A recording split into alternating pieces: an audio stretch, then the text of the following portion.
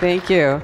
The first thing I want to say is that if English is not your first language, I very much appreciate it that I can speak to you in English and you'll understand me. I really appreciate that because I don't know one word of Danish, so I really appreciate that. Someone said to me, just a couple of days ago, they said, it seems to me that people in the United States are kind of obsessed with the concept of freedom. And what I thought to myself is, but aren't we all? I mean, isn't this the nature of the human being, to be free? And even though, of course, it's like Dylan said, Bob Dylan, are birds free from the chains of the skyway? No, of course not. We are subject to the natural laws. But the laws of man should not be used to subjugate human beings. We are free. So what I'm going to be talking about is United Nations Agenda 21 Sustainable Development. And I'm sure, unlike people in the United States, you may have heard about this global agreement. But in the United States, anyone who talks about it is considered to be and labeled a conspiracy theorist, an extremist, kind of a nut, right? And the press will malign you. In fact, up until very recently, the United States press and the world press denied that Agenda 21 exists. But it does. It exists. And it is the blueprint. It is the action plan to inventory and control all land, all water, all minerals, all plants, all animals, all means of production, all construction, all energy, all education, all information, and all human beings in the world. Inventory and control. The action plan. Okay? It's the real deal. It's a transition from representative government to governance by unelected boards and commissions. It's the erasure of jurisdictional boundaries and the loss of private property rights. And ultimately, you need to know that your body, is your most important private property, your body and your mind.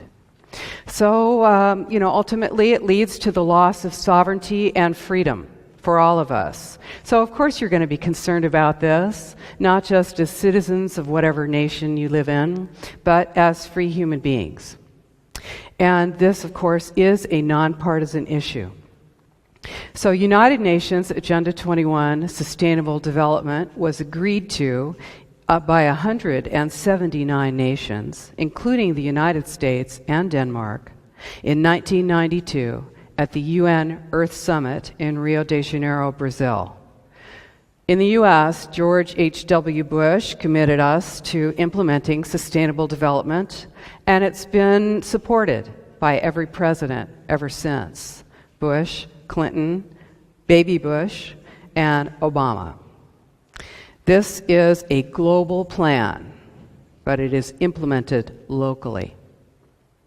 So it gives the illusion of being a grassroots movement, but it is not. United Nations Agenda 21, Sustainable Development, is the biggest public relations scam in the history of the world. But it's far more than that.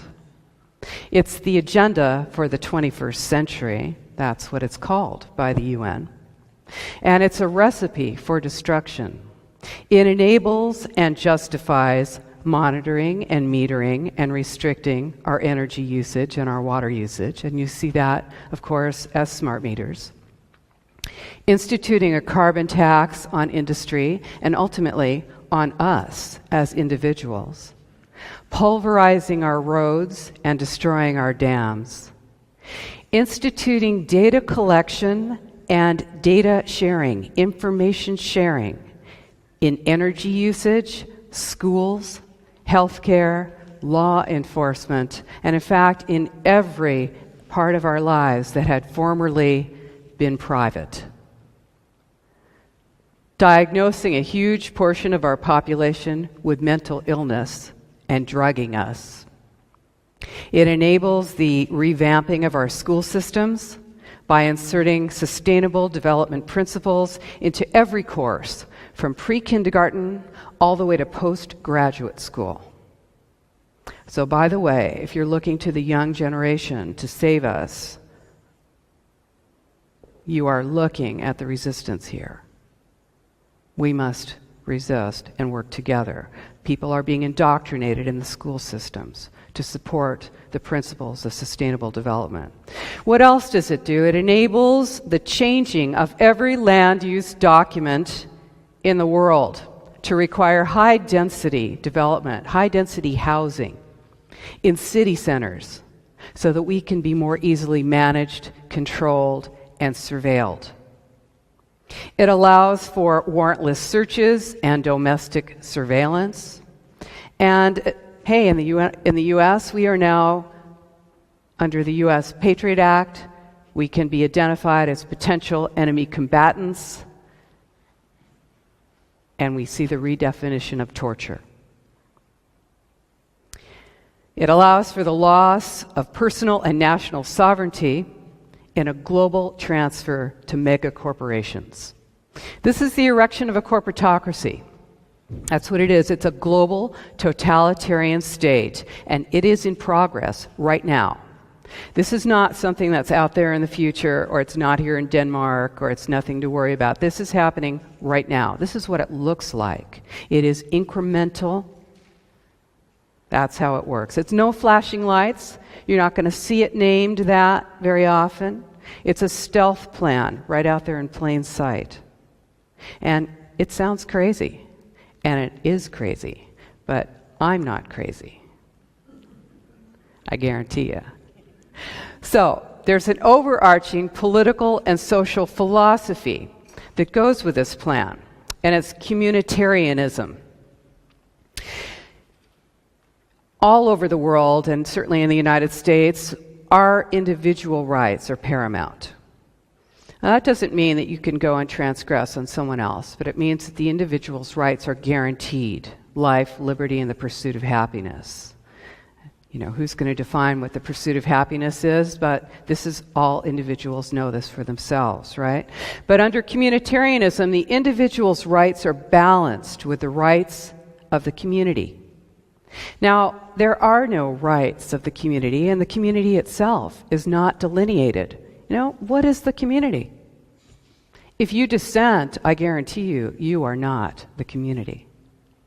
The community is whatever those who are in control define it as long as it is in support of those plans. So I'm going to give you an example. It's all for the common good. This is what you'll hear. It's all for the common good. So here's a way to think about this, okay? If you have we're going to do a visual here, okay? I'm going to take a clear pitcher of water, a clear glass of water, a glass of water. This is your individual rights, okay? Your individual rights, clear glass of water. Put it down here.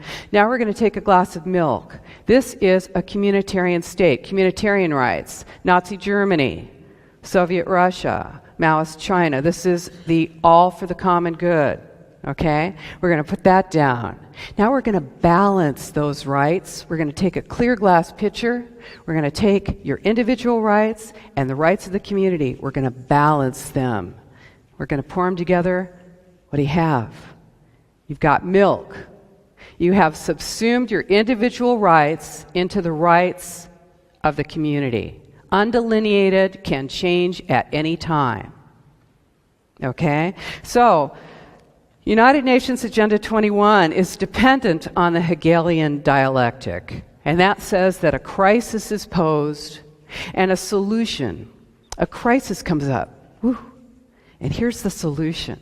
Okay? The balance between these becomes the new normal. Now, that's something that you may never have agreed to, that new normal, if it were not for that crisis. Okay? This is a new normal that is pressured. The acceptance of it is pressured because you have this crisis. So in the case of Agenda 21, we've got two major crises that enable its full implementation. What's the first one? Global warming, right? Global warming, climate change. Yeah, it's serious. The planet's in danger. The sea levels are rising. Life forms are threatened. And it's our fault. I'll give you an example of this culture of emergency that we're living in. This comes out of the lousy newspaper in my area. It says, it's hard to deny that the Earth is functioning well over capacity. Like an overworked horse, it's simply a matter of time before the global organism collapses. Ooh, feel that. I'm scared. Ooh, our selfish, wasteful, greedy ways have almost destroyed the planet. But what are you going to do? Well, here comes the UN to the rescue, right? They're going to save the planet. 1987, the World Commission on Environment and Development, the Brundtland Commission, they came up with a book. It's called Our Common Future.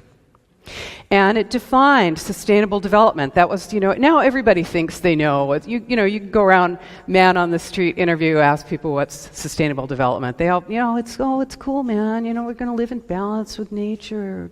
All right. Okay, here's where it came up. This is sustainable development, the definition. Development that meets the needs of the present without compromising the ability of future generations to meet their needs. Hey, that sounds cool, doesn't it? I mean, who could disagree with that? Did your grandparents think, I'm going to do everything I can to screw up life for my grandkids? No, all of us want to continue to live and to make life possible for others and to conserve, our environment. This is not about that. This is why I called my book Behind the Green Mask, because this is the mask, okay? So development that meets the needs of the present without compromising the ability of future generations to meet their needs. Well, great. All that remained then was to say, yes, indeed, everything we're doing now does compromise the ability of future generations to meet their needs. What are we going to do about it? So the General Assembly of the United Nations said to the World Commission on Environment and Development, hey, can you come back in 5 years, in 1992, with the action plan for sustainable development? And they did. And here it is, the action plan for sustainable development, Earth Summit, Agenda 21, the United Nations Program of Action at Rio. 1992, Rio de Janeiro Earth Summit, 300 pages, 40 chapters. This itself is a green mask. This itself, if you don't know how to read it and what you're looking at, you will think that it's just a document that talks about how everyone should be concerned about the planet. That is not what this is really about. In fact, the chairman, Maurice Strong, who you're going to remember, Maurice Strong, of course, had to flee to China because of the oil for food scandal. He was the chair of the World Commission on Environment and Development in 1992. And he said, what's unsustainable? The middle-class lifestyle, the middle-class suburban lifestyle, single-family residences, private vehicles, appliances, air conditioning, meat eating, tillage. Breaking the Earth's surface is unsustainable. Okay, so if you're into organic farming, if you're thinking, I'm going to go out there on a nice little piece of land and raise something, tillage is unsustainable. You need a $250,000 seed injection machine because you need to inject those seeds into the earth, right? Well, the optimum way of growing food is going to be in a downtown parking garage. Now, they don't call it that. They have other names for it, but that's what it'll look like, a big structure in the center of your town where your food is grown in a concrete building. That's the optimal. Now, there are 3 E's, the 3 E's of sustainable development. This is the logo, the image that you're going to see, and this is what you hear, is the 3 E's: economy, ecology, and equity, social equity. And I'll show you the image for this. It's in here somewhere. You may have seen this. It's the 3 interlocking circles, right? It's ecology, economy, and social equity. And where they meet in the center, this is all where everything's in balance, and that's sustainable development. Okay? So the key provision, it's key to this plan that there be total data collection and information sharing worldwide. Because how else can you monitor whether people are balancing their environment, their economy, and their social equity? It impacts economics, housing, transportation, land use, health, education, water, energy, food production, privacy, and security. Is there anything I missed? Global biodiversity is dependent on creating something called islands of human habitation. Islands of human habitation. This is where we'll be. Dense urban cores surrounded by buffer zones and corridors for animals. The idea is to collect human beings into concentrated city centers. Concentrated centers. So, okay, in 1992, the Earth Summit, 179 nations agreed by consensus to adopt this plan. It's a global plan. The goal was to implement sustainable development in all public and private policies and activities. The entire world. How was it done? How did they do it? I'll tell you about the U.S. In 1993, when Clinton took office, he created the President's Council on Sustainable Development. And this is, all the countries did this. They all created their local Agenda 21 to implement it locally. Okay? So, who was on that? You need to hear this because you need to see how this all comes together. It's a beautiful, beautiful framework for totalitarian control.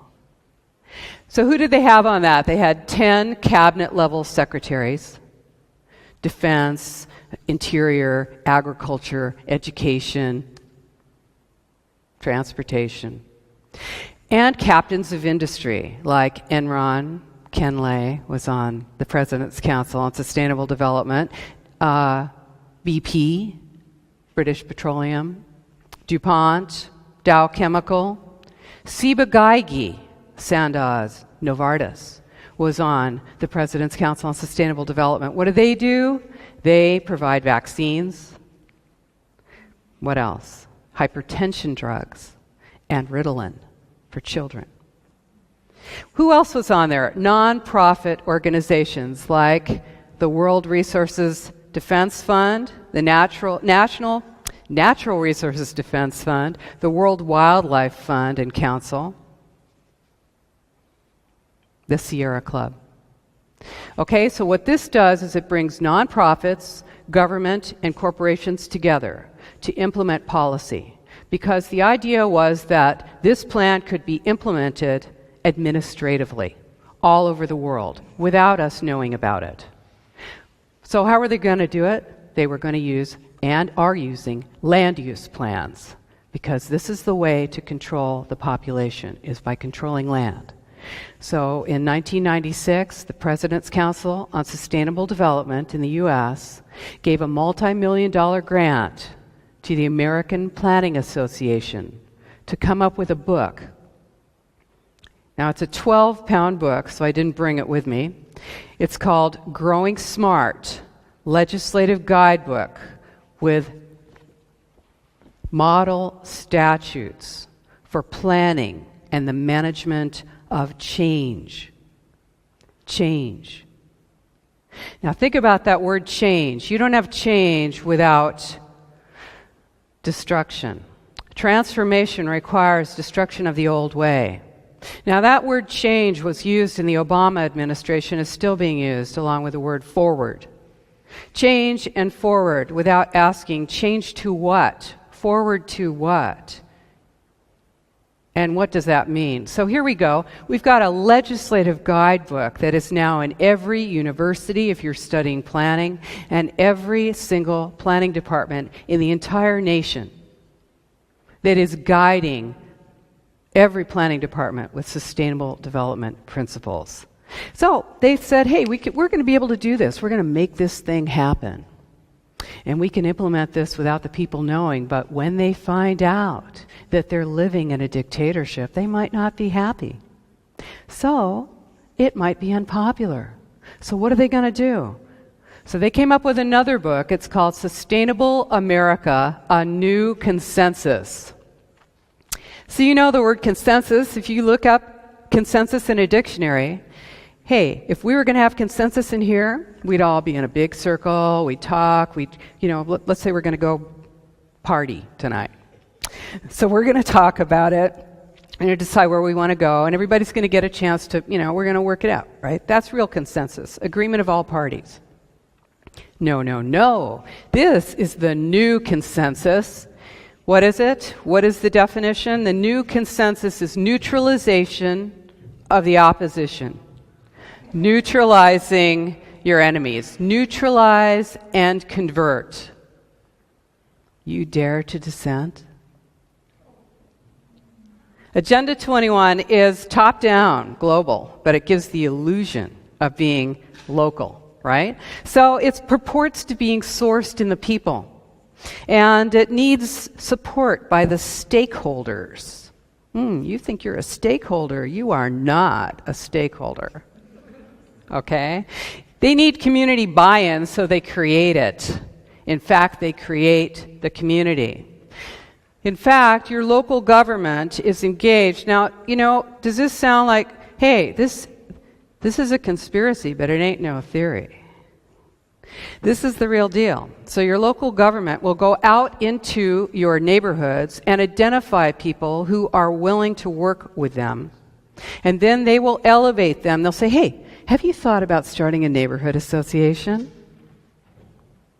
And then there's that person who's speaking for you. Well, you're cooking dinner and you're hanging out and you're doing other things. You don't even know that person exists, but they are helping to make policy for what happens to you in your town right now. So they create community. They use nonprofits, civil society, unelected boards, and they create these groups. Nonprofits, non-governmental organizations are at the bottom level of this bureaucracy.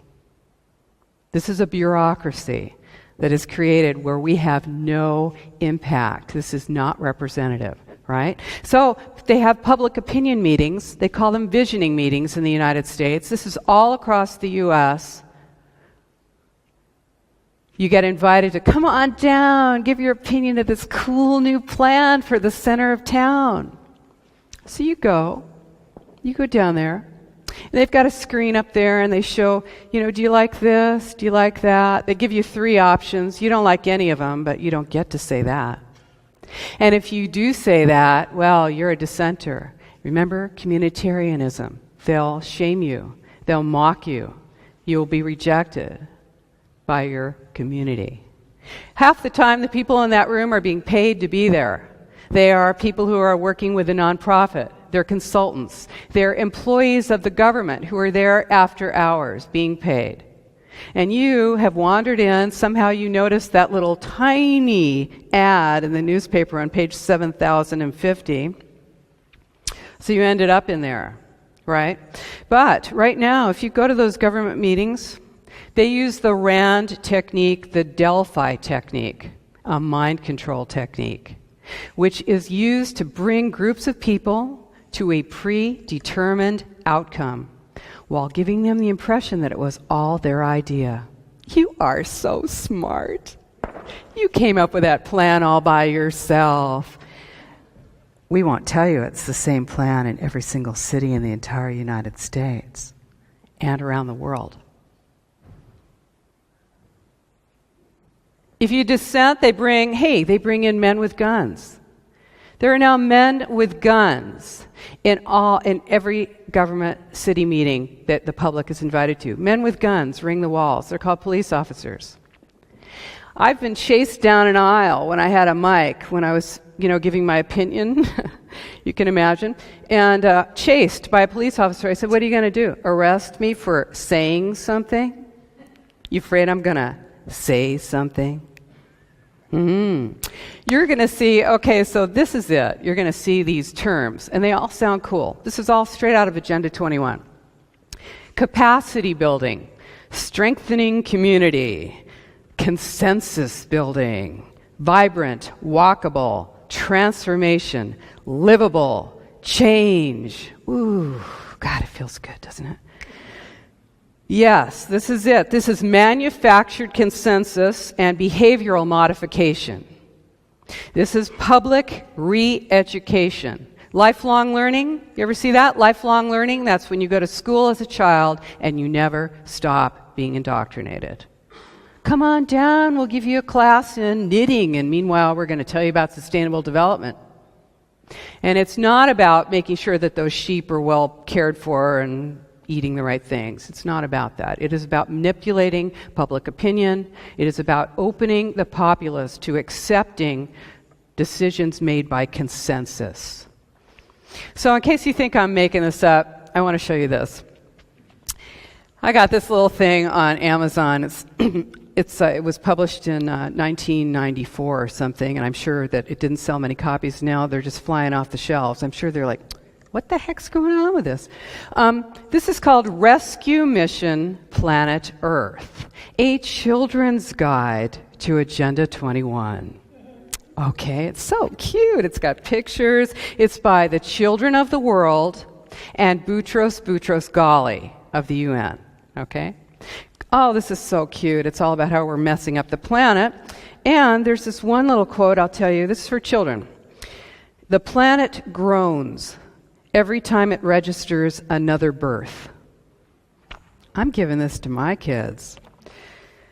So what else does it say? There's this little booklet in the back. It says, turning Agenda 21 into action is a big challenge for us all. Thousands of people at the United Nations and all over the world are working on it. This booklet will show parents and educators how children can start to be a part of this work. Children are being used. They're being indoctrinated. They're told that they're killing the planet and that they have the power to save it. They're telling the most powerless people on the earth that they have the power to save it, the kind of stress that creates in a human being, right? You're killing the planet. So, there's something very important about what's going on in the educational system right now, and that's that there's no such thing as objective reality. Hey, that's just your opinion. Everybody is entitled to their opinion about how things are. No one's worth more than anyone else. No one's values are more important than anyone else. No one's abilities are more important than anyone else. Of course, no one's more important than anyone else, but no one's reality is real. It's all completely changeable. It's amorphous. Even mathematics. Even the certainty of mathematics is now being messed around with by those who are teaching sustainable development. Hey, if you think 1 + 1 = 5, well, let's really think about that. Because you're valued here and your opinion is important to us. So what this does is it creates that uncertainty about what is real. So when I tell you that what I'm telling you right now is the truth, and you can check it out for yourself, well, hey, that's just my opinion. The idea that, here's the deal. The idea is that life in the suburbs is, and the rural areas, I think your whole country is rural, isn't it? Pretty much, except for Copenhagen and Aarhus and a few other cities. You are a rural nation here in Denmark. And the United States, by the way, is 2.5 times the size of Europe and has roughly 60% of the population. Big, big country. There's places you can go out and walk and nobody will find your body for a long time. But we're using up nature. That's what we're being told. So the idea is that life in the suburbs and the rural areas is unsustainable because we produce too many greenhouse gas emissions. With our evil sprawl. You live in a house? You got a yard? You're bad. So, it costs too much to get public transportation out to you, you selfish thing living out there nowhere, right? So, we're going to bring you into the city centers so that we'll be more sustainable. Dense city centers. We're going to build using your tax dollars, subsidies. We're going to build smart growth. Now, I don't know if let's see, this thing is called growing smart. I don't know if you're familiar with the term smart growth. You're not. Well, in the United States, it is, you trip over it. It's like printed on the street. You can't miss it. Smart growth. Everything's smart, by the way. You got a smartphone, you got a smart yard, you got a smart. Anything that's smart, you better figure it's stupid. You're being manipulated. Smart? So, this is growing smart. We're going to grow smart. We're going to put you in a cell block and paint it a nice color. Okay, so you're in a high-density development. What does that mean? It means apartments or condos on top of shops in the center of town. You've got a bus lane or a bus line out there. Maybe you got a train. Okay, the building's built right to the edge of the sidewalk. Right to the edge of the sidewalk. Or you're running down the street. You did something. You're hiding. Where are you going to hide? Nowhere. That building's built right to the edge of the sidewalk. And what do you have? Miles of those. Around the back in an alley, you've got access for a single car per unit or less. Around in the front, you've got a wide sidewalk so you can have coffee in your little coffee shop. You got a bike lane. Got a single lane for cars, trucks, buses, deliveries. And you got a median strip with some trees in the middle. Oh, your house is burning down? Well, hopefully the emergency vehicles will be able to get through there. So, this is, and then the other side of the street's the same. This is built often with your tax dollars. Infrastructure is built with your tax dollars. These towns are being rezoned and redesigned to high-density development. These units, what do you have when you live in a condo? You think you own that? No. The homeowners association owns your butt. You don't want to pay for the new roof? Well, they're going to lien your house, and you will be paying that. They can raise your homeowners association fees at any time. If you're in an apartment, you're mobile, you can move. You don't consider that you're part of that structure, that part of that life, part of that community. So high-density development, it's not about that building. It is an ideology. It's an ideology that says that if you live in a home, if you have a yard, if you're growing your plants and not in a community garden, if you want private space in your backyard, what are you doing back there? Hey, and you better be on your bike because what do you have in the trunk of that car? Who's in there with you? You might be saying something. Where can you be where you're not being listened to?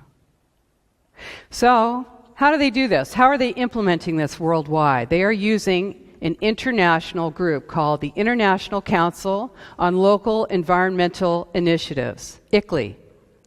ICLEI. Now, have you ever heard of ICLEI? Ever heard of ICLEI? Apps? Oh, good. There's like one person in here that's heard of ICLEI, all right?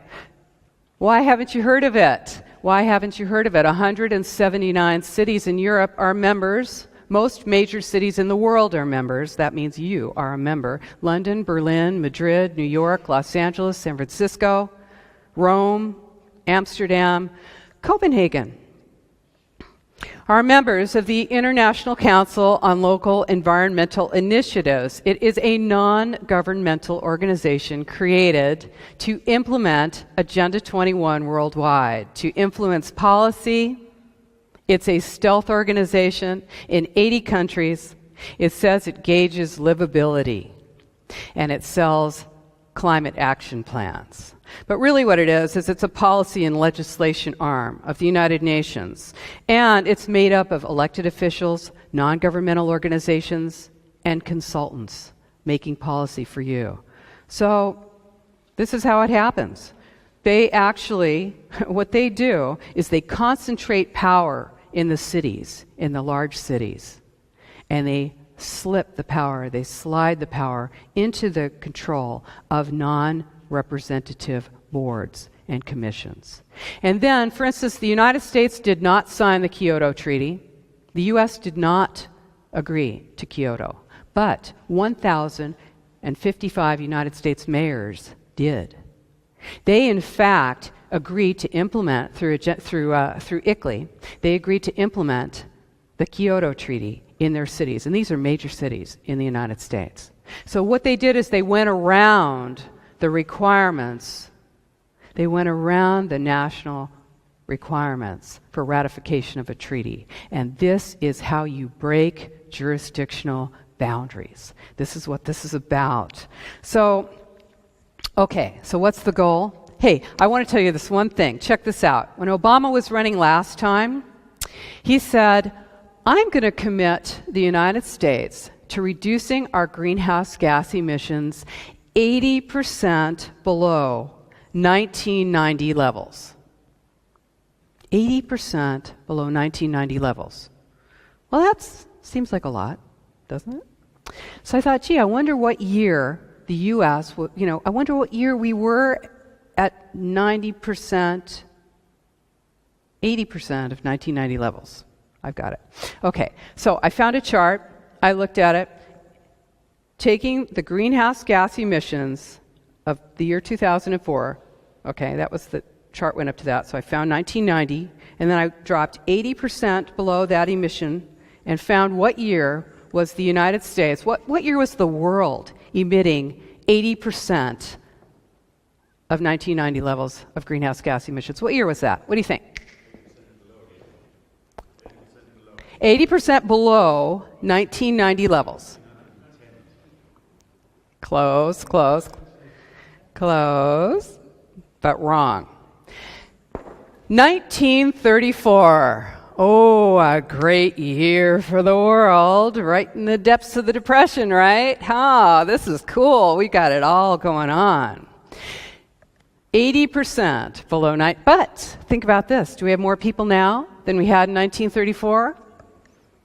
So, what does that mean? On a per capita basis, you're back in the 1880s, except you can't have a horse because it emits too many greenhouse gas emissions. So you're on a bicycle. This is it.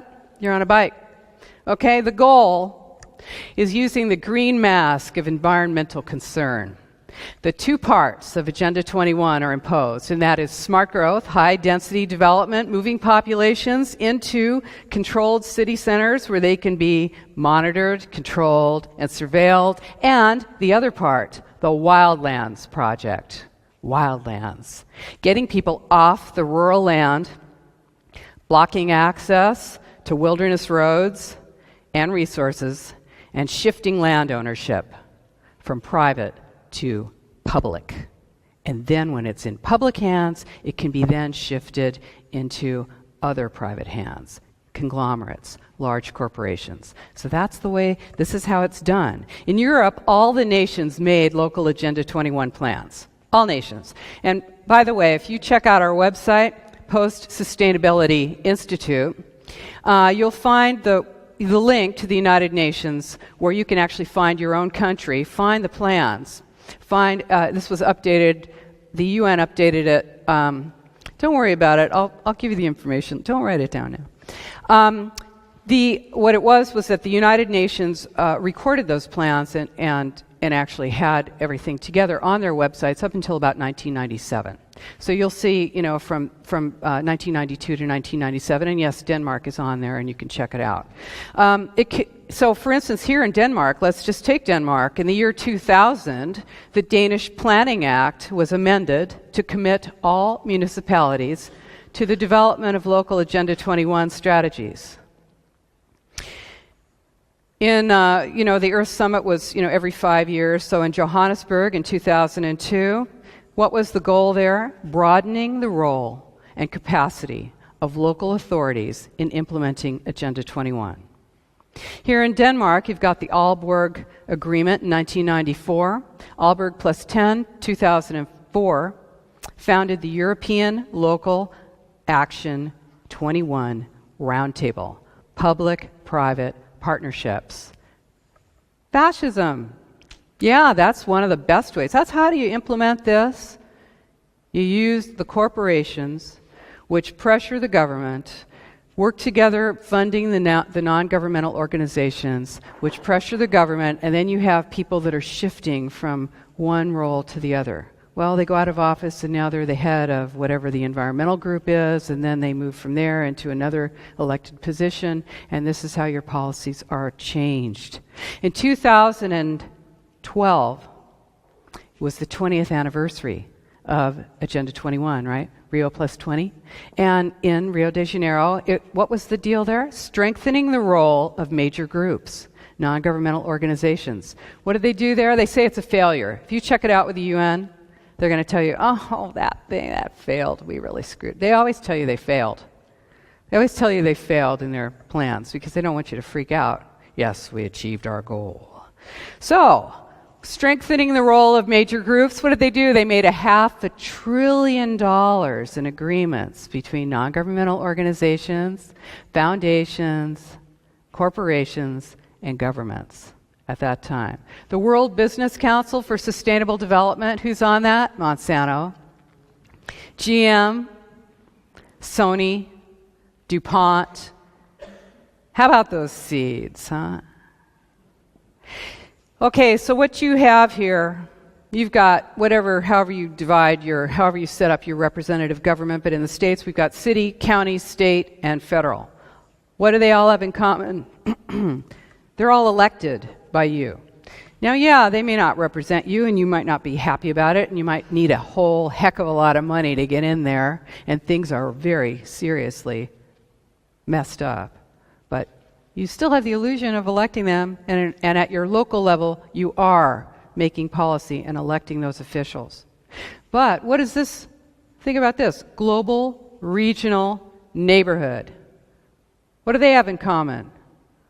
Not representative. You do not elect any of those positions. And that is what we are shifting to. So, if you raise your voice against this, you're a dissenter, right? Communitarianism. Land use and land ownership restrictions are vital to this plan because they make regionalization possible.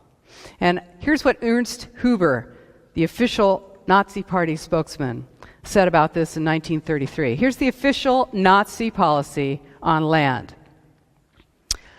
All property is common property.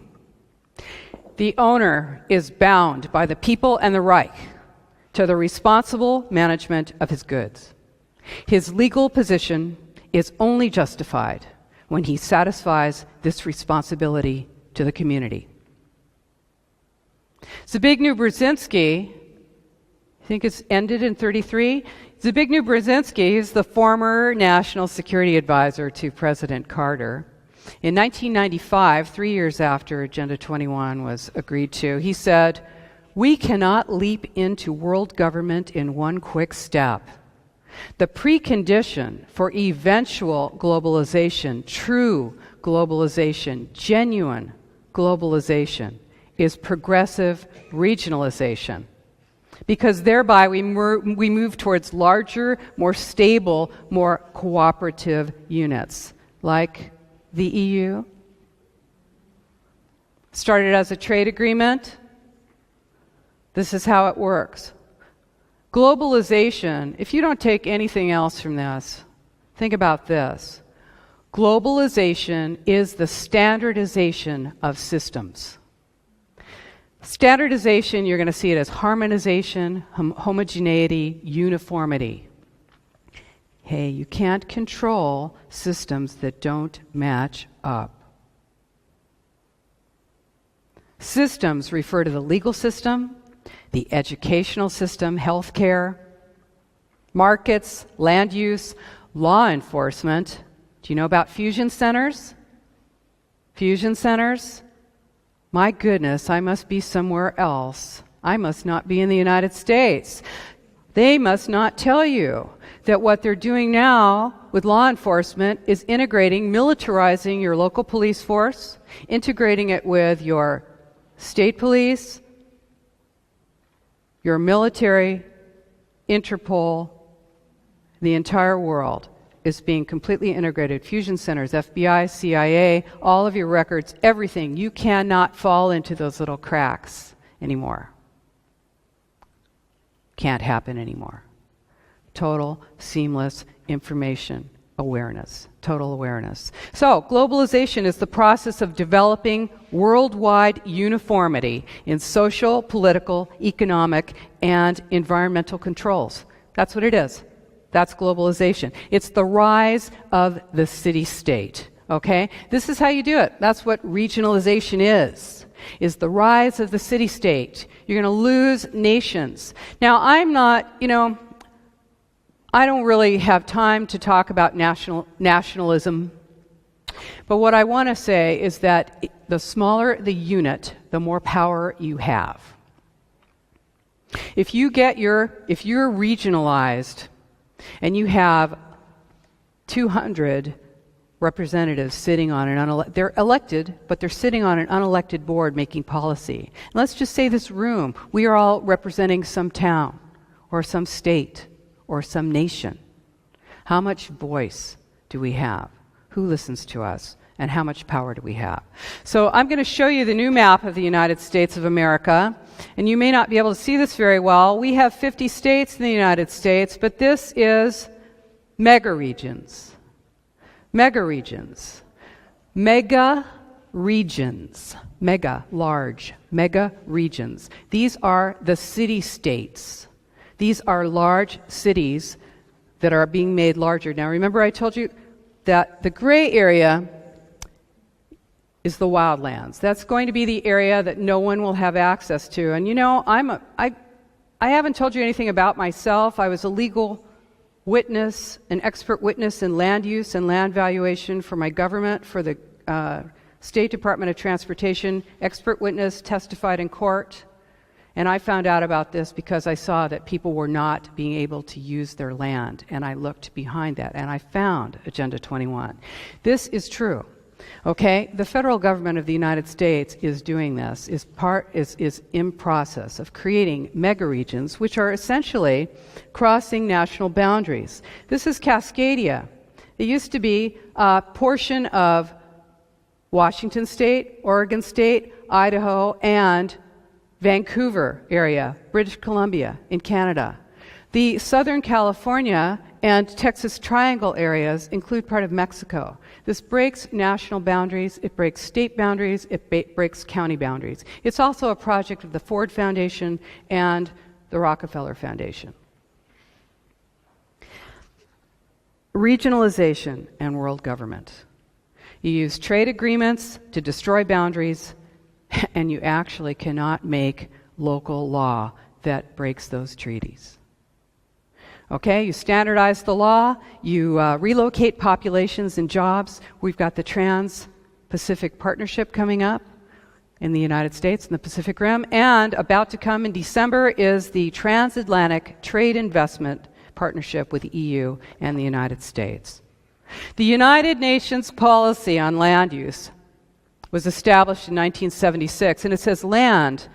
First of all, let me just tell you, if you think nobody owns anything, and hey, aren't we all just cool? This is just the world, this is just life, and oh, nobody can really own anything, and no one's free. I am sorry. That is not true. We do have ownership. We have ownership of this. Our ownership extends to those things that we value. Now, when that is taken away from us by, as I said, birds are not free from the chains of the skyway, but I do not wish to be chained by any man. Now, here is the land use policy of the United Nations. It says land can't be treated as an ordinary asset controlled by individuals and subject to the pressures and inefficiencies of the market. No, private land ownership is a principal accumulation instrument for accumulating wealth and concentrating wealth, and therefore it contributes to social injustice. Public control of land use is therefore indispensable.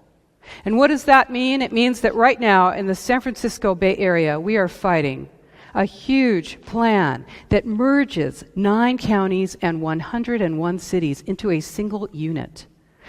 Our group, my group, is suing to stop this. These plans are all over the United States. They regionalize the area, and most people have no idea that they exist. Most people are completely unaware that they will have no power to determine if they can use their land or not. If you bought a nice piece of land to retire on and you want to build a house on it later, you'll find that if you're outside of a 4% land area in the San Francisco Bay Area, 4%, that you cannot build on it.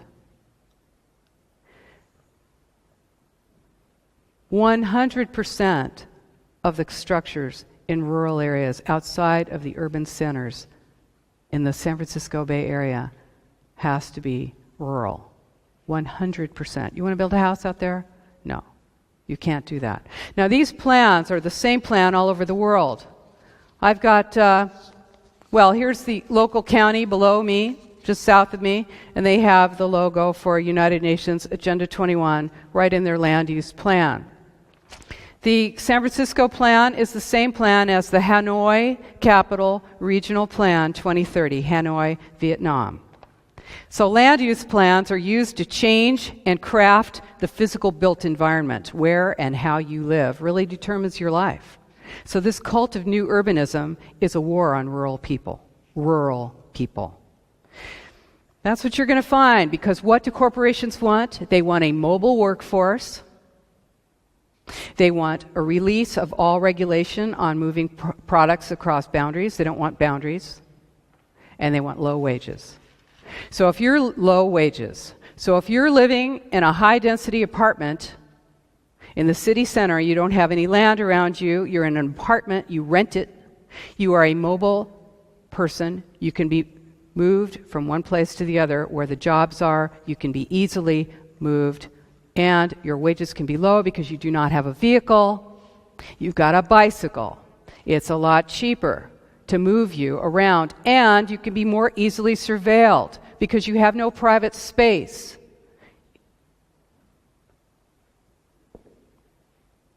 Okay? Got it? So,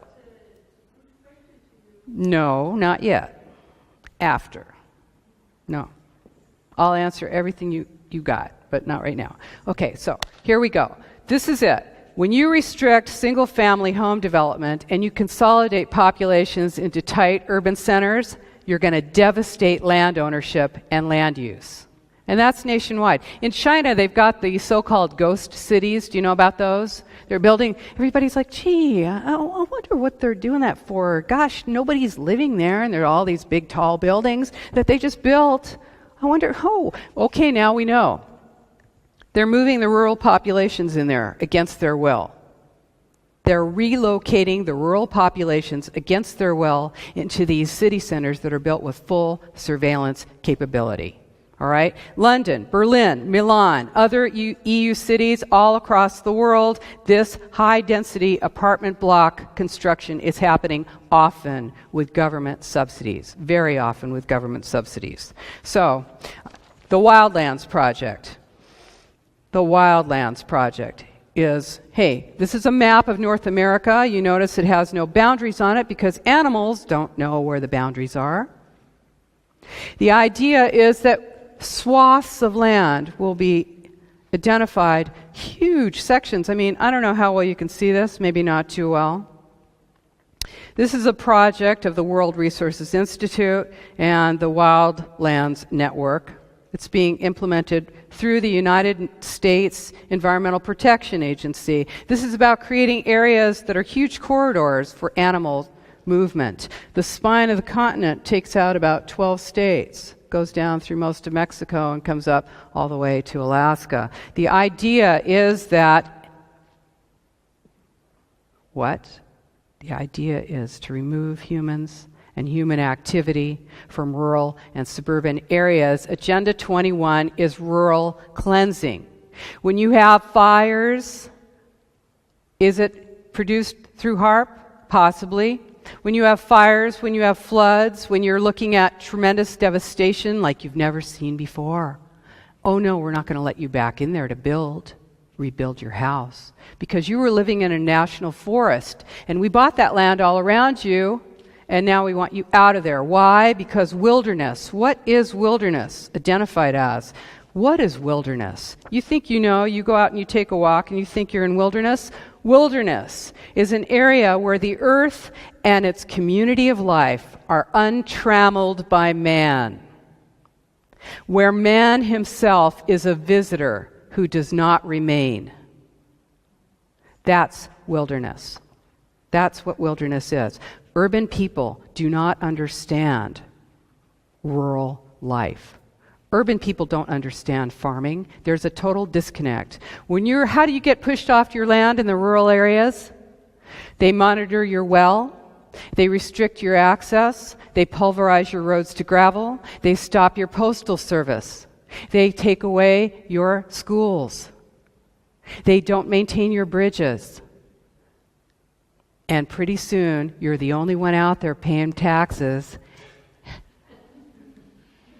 and you just can't keep doing it anymore. And you say, hey, that economic collapse was engineered to bankrupt people, engineered to move you into the city centers, get you off your land. Social equity equalizes the economies of the world, and it's going to have a negative impact. This has a negative impact on the developed nations. If you've got above average expectations, and you do, I guarantee you that you do, because you are not living like the average person in the world. So if you have above average expectations, this plan targets you. It is the corporatocracy, tightening the screws. It's about austerity. It's about artificial scarcity, restriction. So, public-private partnerships allow for the government to get all the advantages of corporations, secrecy, no transparency, access to data for spying, no accountability, paying off cronies, and of course, what else public-private partnerships do for the corporations? The corporations then can use the power of the law, police power, to implement their plans. This is perfect. What do we get? We get risk and cost. Domestic spying through Google and Facebook. Do you do Facebook? You know, I'll tell you, if I told you, if the government, let's check this out. I'm going to tell you the government is going to require you to carry with you at all times a monitoring device that says where you are, and also to tell where you are, what you're doing, how you're feeling, who you're with, what you're doing, what you eat. And you tell me, no way the government is going to make me do that. Well, they don't have to do that. What's the most efficient way to manage populations? What's the most efficient way to merge corporations and government? Fascism. If you add in civil society, non-governmental organizations, you've got totalitarianism. Okay? So, this is it. Using the cover of the environmental concern that we all have, right? The rigid control of a totalitarian state is in progress right now.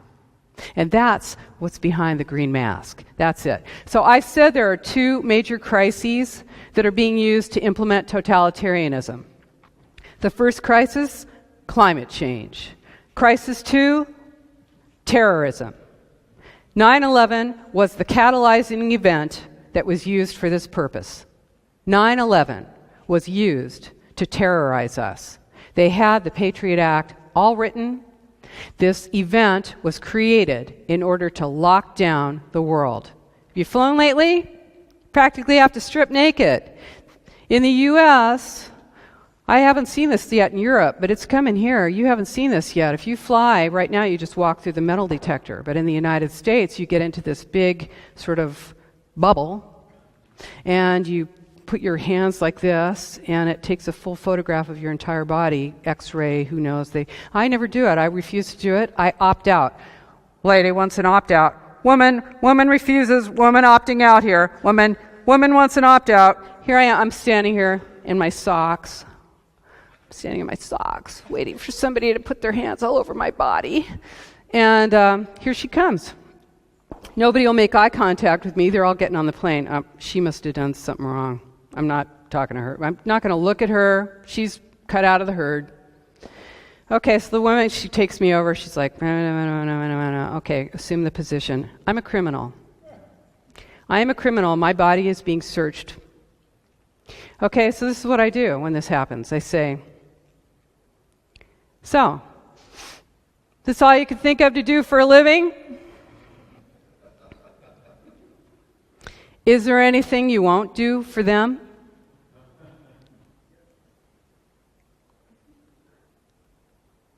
So you just take their money and you do what they say. Is that it?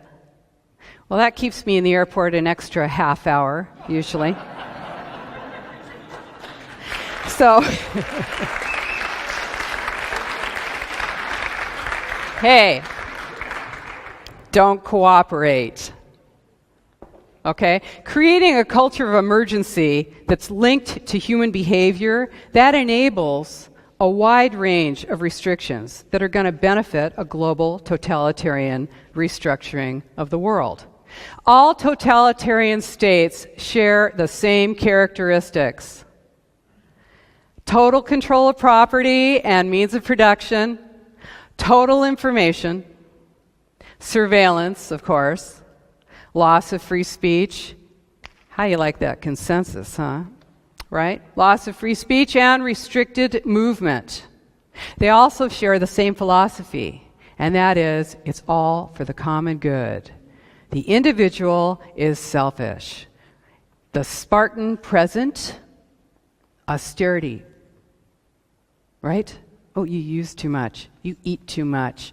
Do you really need that big piece of land? What are you doing out there?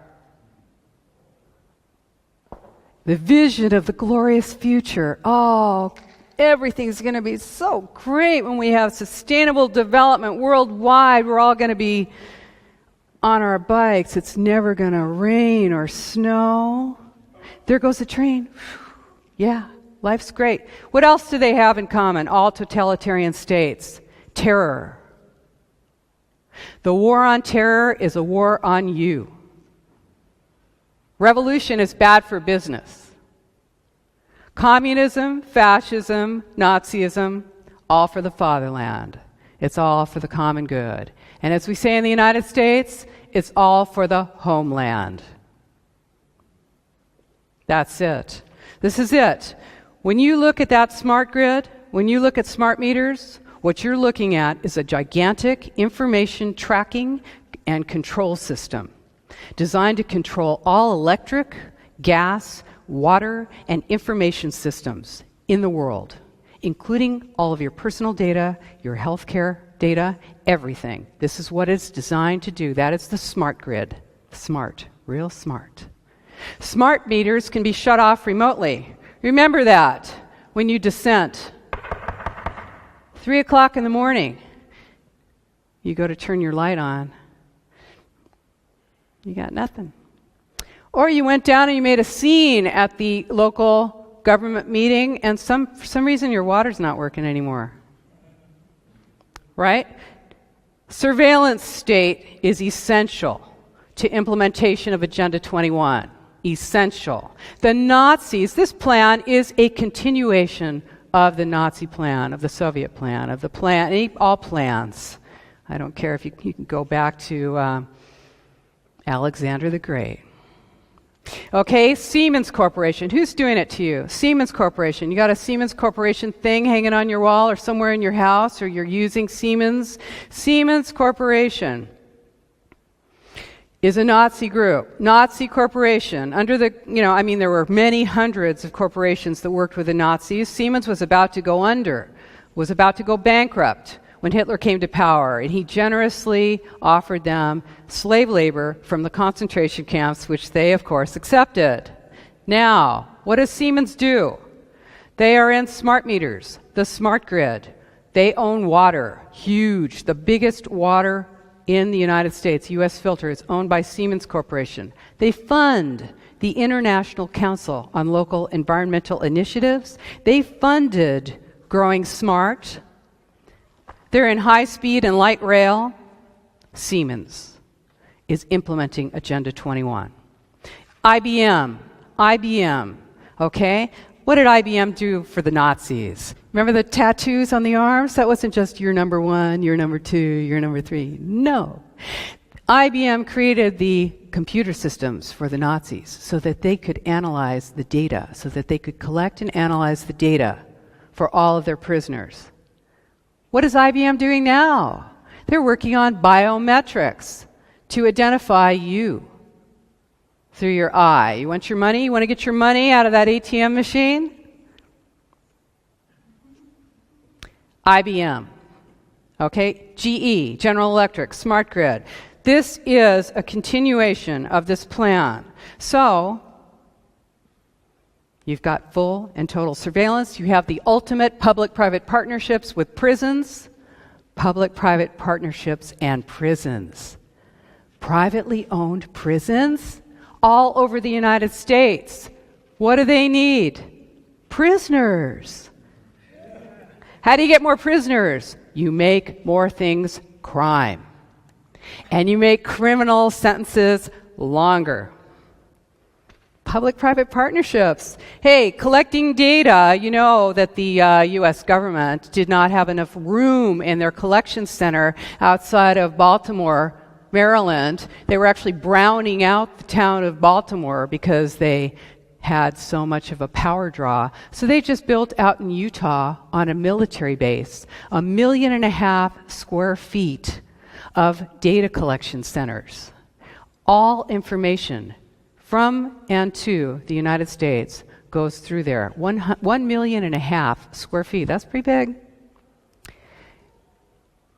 Your data, if your transatlantic cables, everything goes right through there, all analyzed instantly. You're not going to see this in the mainstream media. 5 corporations own the media. 5 mega corporations own the media. Global markets. That's what this is about. In your universities, they're teaching it. UCLA has, for an example, 509 courses on sustainability. This is Bank of America, UC Berkeley. What does it say? Removing the roadblocks. How to make sustainable development happen now. Doesn't that look good? Can't wait to move in there, right?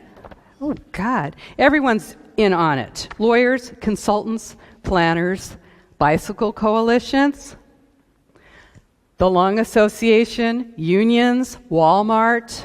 And you're like, oh, what is she, crazy? Come on. She really is a conspiracy theorist. No, I told you, it's a conspiracy fact. It's not a theory. It's real. This is how it's done. You know, I'm not going to go into it. My book goes into it. I have details, and I don't blame you if you're feeling overwhelmed, because who doesn't? This is a bloodless coup. This is an administrative coup d'etat. It's the most brilliant takeover of the world ever, and it is because technology makes it possible. You will not see tanks rolling through your town. It's never going to look like that. Unless you're in a third world country, and then they just want to take your stuff and use up their ordnance. No, here it's going to look like it does right now. You'll still vote, you'll have a hollowed out shell, the structure will be gone. Slowly people will come in from the country into the cities. Pretty soon you won't have a private vehicle because gasoline costs. And you know, if free energy is made available, this is a race to implement this plan fully before those things are available to you. Because, hey, that makes it completely, you know what, sustainable development? Well, who cares when you're emitting water out of your tailpipe, right? Oh, let's drink it out right out of the tailpipe. No, it's not really about that. It's really about control. So what can you do about it? I want you to know there's a lot you can do. You are powerful. We are powerful. We need to take our power, and we need to do it through education, because most people have never heard of this. And I think they named it Agenda 21 to make it sound crazy. Oh, Area 51, Catch 22. What are you, crazy?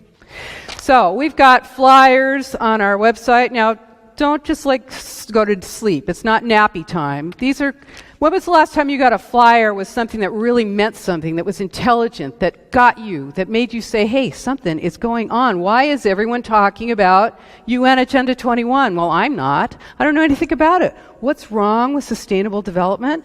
I don't know. Make these flyers. You don't like it? Make your own. They're on our websites. Print them out. There's hundreds of thousands of these out around the United States, many hundreds of thousands, and around the world. People are making these. They're putting them on, get up early in the morning, put them on doorsteps. Okay? Put them out there on the doorsteps. Don't try and hand them to people. They're like, no, don't, no. No, you got to put it on doorsteps. When was the last time you went out in your PJs to get your newspaper and you were like, whoa, this is pretty cool. They're not selling anything. Okay? So you want to do that. What else do you want to do? Withdraw your support. Do not willingly collaborate. Expose collaborators. Refuse to volunteer. Volunteerism. Now, volunteerism is a big part of this plan. Mandatory volunteerism. Are you a citizen of the community? Are you giving back? What are you doing? Okay? Look at who you're volunteering for. Are they supporting sustainable development? Withdraw your support. Do not make contributions. Do not give your time to any group that is pushing sustainable development and high-density development in your city centers. Do not support. You want to kick ICLEI out of Copenhagen. Go down there and hang out with your friends and neighbors and fellow human beings in Copenhagen and say, this is happening here. We want to kick ICLEI out of Copenhagen. All right? Expose the collaborators. Put up wanted posters. So-and-so is collaborating with the enemy. This is how. Link IBM, Siemens, biometrics, National Defense Authorization Act, domestic surveillance, smart growth. It's all Agenda 21. If your pastor is giving you a talk on sustainable development, you better go have a chat with your pastor. This is our job. Nobody's going to ride in here on a white horse and save us. This is it. This is our job. And you know what? I know that every single one of us, if we had been, and maybe some of us were, but if we had been alive during the Nazi takeover, well, we say to ourselves, we would have been in the resistance. There's nobody in this room who thinks they would have gotten up in the morning and put on a Nazi uniform, is there? You all think you would have been in the resistance. This is your time. This is your moment. You are the resistance. This is the resistance. This is the moment that we reach out and we get this information out and we refuse to be dominated by this plan. We can do it. We are doing it all across the world. Join us. Let's do it. Thank you.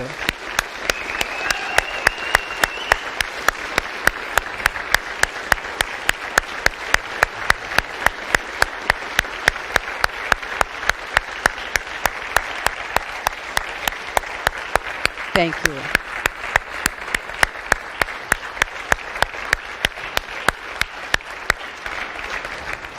Thank you. Thank you very much, Rosa. Oh, great. Well, not only do you need my website, but you need my book.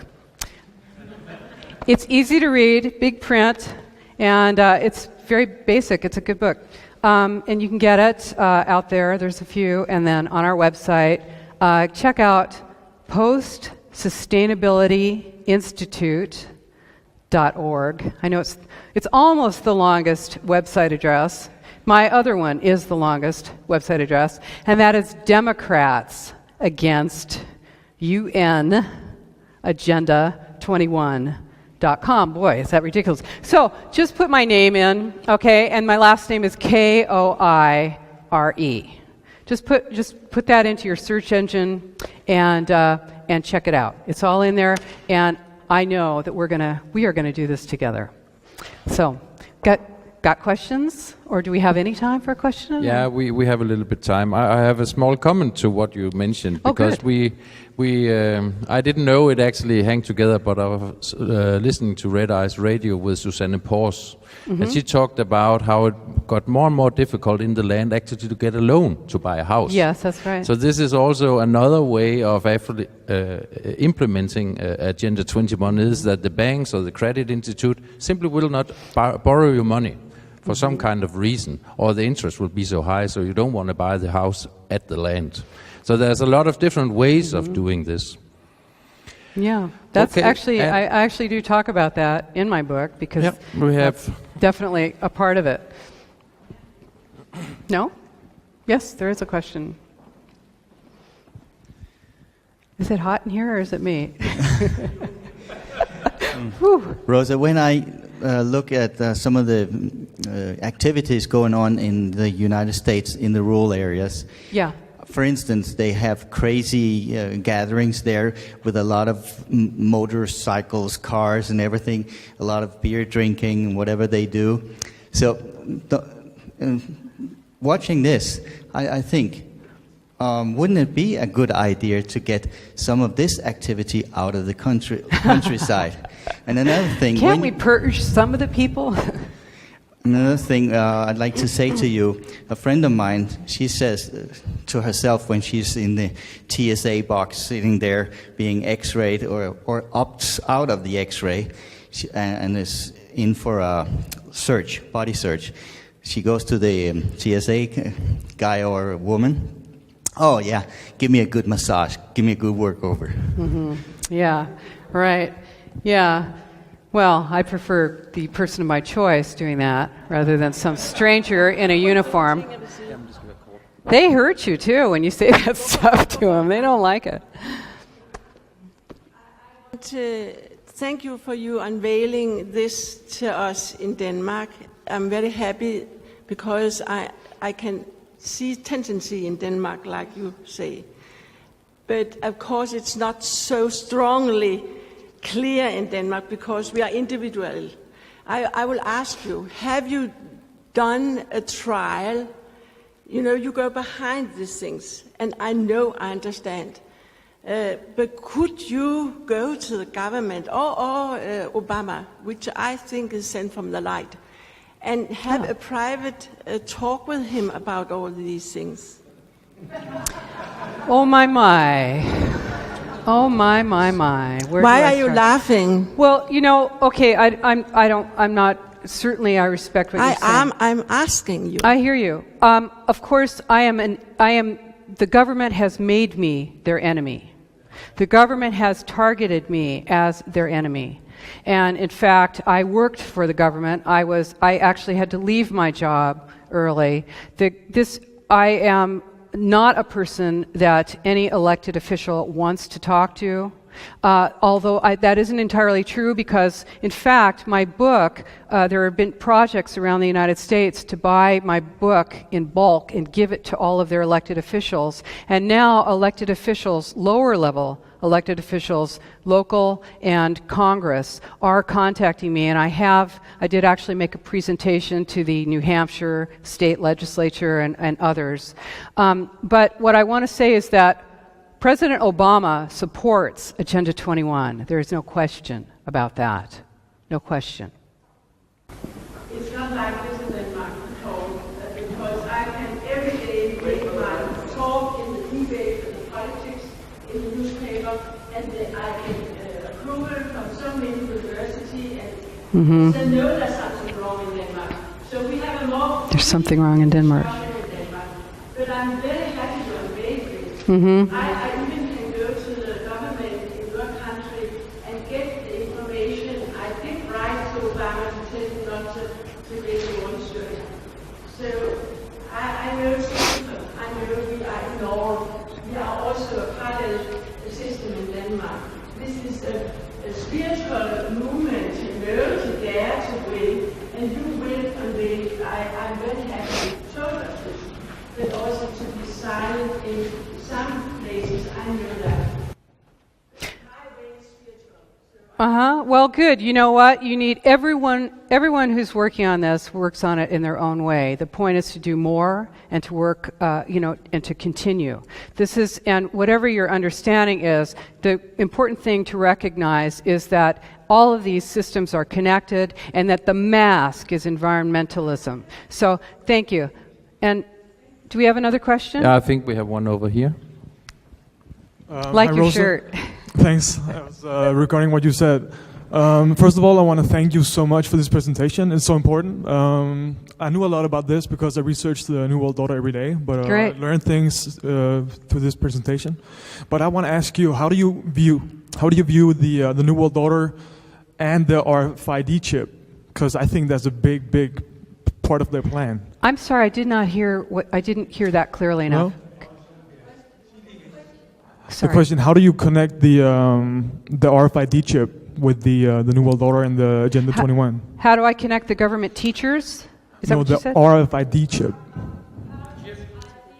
I'm so sorry. Of course, the RFID chips. Thank you. A great question. And of course, they're essential to this because RFID is, these chips are so small. They'll be in every single element of your packaging. They're in your passport. They're in your driver's license, tracking, and also total information. The total information that's contained on those, literally, you cannot change your identity anymore. You used to be, when I was a kid, you could actually hide. You could screw up and you could be somebody else. No, not anymore. Everything is known and you are GPSed.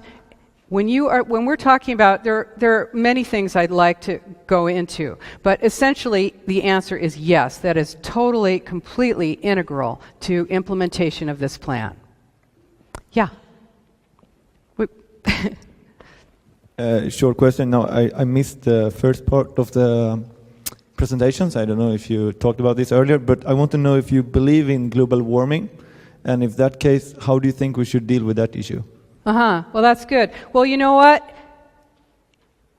I don't believe... Let's see, what about belief? Let's talk about belief. Tooth fairy? No. People say to me, do you believe in Agenda 21? I'm like, what is this, a tooth fairy? I'm talking about something real here. I'm not making this up. Now, global warming, as I say in my book, whether it's true or not, it's certainly a fabulous vehicle for this plan. I am not a scientist. I have read a lot of documentation. It appears that this is a manipulation. But I am not qualified, so what I will say is that it is being used as a way to implement a system of full control and surveillance. And if it wasn't that, it would have been something else.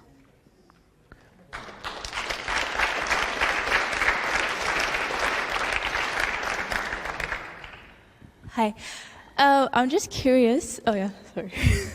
I'm just curious about, because I hear so much about this is wrong, and this is wrong, but what are the alternatives? And is there any research or something? How do you know this is like a good alternative or not?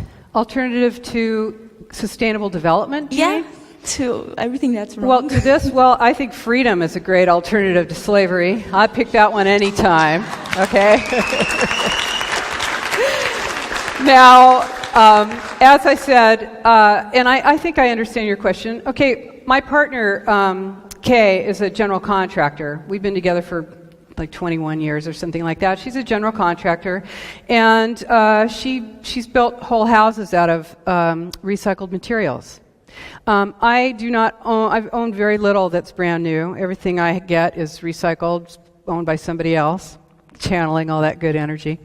And that's great. I'm into that. I'm into, creative reuse, recycling, conservation of water or whatever that I'm using, mindful. But what we're talking about is the green mask. Okay? So rather than posing a solution to a problem that maybe doesn't exist, what we want to look at is who we are as human beings. What our ideal is for us as human beings. What our expectations are in terms of ourselves as individuals and our relationship to the world. And that is the way that we want to think. You know, if we are wasteful, if we're polluting, we want to clean that up. Now, the corporations, you cannot punish me if a corporation is providing material to me that I bought this. It's all that's available, let's say, in my store. Now, this is where our participation is important, because we say, well, we want recyclable materials. But this is just the face of it. This entire plan is about management, manipulation, inventory, and control of everything on the planet. Okay. We have another question. Sorry, I have a question. Regarding resistance and knowledge about all these things, the internet and surveillance by Facebook, can't we use it the other way around? There's a lot of resistance on Facebook and on the internet. Yes, very good. And, you know, I personally have dedicated my life to this. And I mean that in a very real sense, where I have given up, I just came from Budapest and saw the Terror Museum in Budapest. I am willing, I told Kay, I said, hey, you got about 20 seconds before I rat you out totally if there's any torture going around. I'm probably going to break instantly. But the thing is that if we use media, in other words, we have to recognize that we have no secrets. That, in fact, your postal service is photographing every piece of mail so they know who's writing to you and who you're writing to.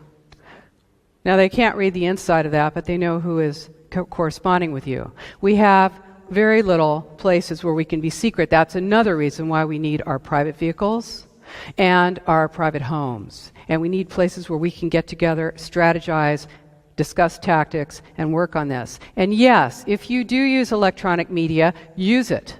Use it. Get this information out there. I do not have a Facebook page, but many people who know about me and have this information, get it out to people. This is our, if you want to use that, absolutely do it. Make, those QR or whatever, QVR or whatever those things are, those little stickers that you can put your smartphone up to. Make those and have them connected to our site or other sites that are telling the truth about this information.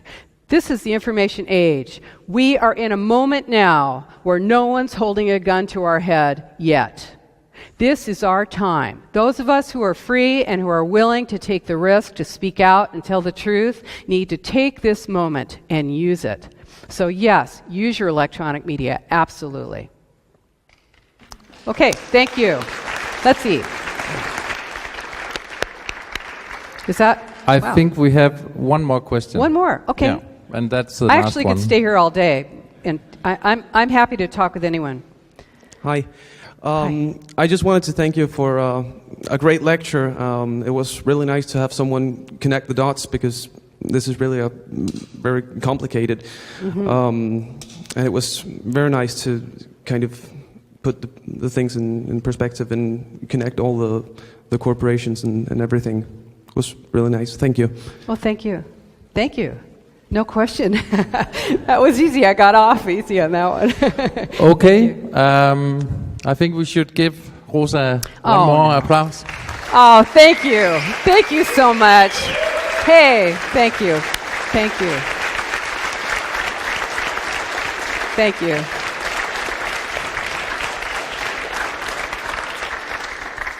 And thank you, Frank. And Rosa will also be available if any of you have some questions regarding this or other thing, I'm sure. So we have 5 minutes break, and then we will go on to show you an app who is trying to help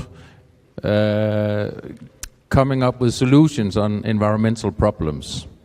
So we are also here in Open Mind Conference trying to present solutions as well as problems. And now you will have a solution. Excellent. 5 minutes.